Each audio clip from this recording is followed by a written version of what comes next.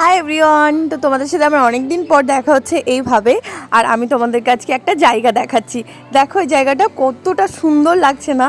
এখানকার লোকেশনটা এতটা সুন্দর, আর এখান থেকে ভিডিও বানালে এত ভালো ভিউ আসে যে তোমরা দেখলেই বুঝতে পারবে। আমার এরপরে যে ভিডিওগুলো আসবে সেগুলোতে তোমরা দেখতে পারবে ভিউটা জাস্ট অসম। আমি যখনই এখানে আসি আমি তখনই এখানে অনেক রকম ভিডিও বানাই। আমার এই জায়গাটার ভিউটা ভীষণ ভালো লাগে। আর আমি বেশ কিছুদিন ভিডিও থেকে একটু দূরত্ব বজায় রেখেছিলাম, তার কিছু পার্সোনাল কারণ ছিল। আর আমাকে এইভাবে সাজিয়ে দিয়েছে যে মানুষটা, সেই মানুষটা আমার ক্যামেরার পিছনেই রয়েছে।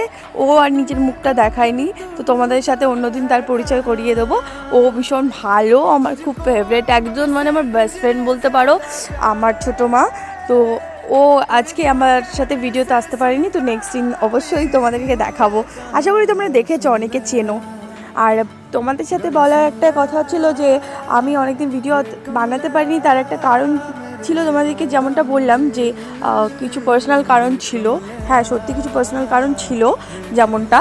বাট আমার মনে হয় এখন যে আমি ভিডিও বানানো আমার তার সত্ত্বেও উচিত ছিল।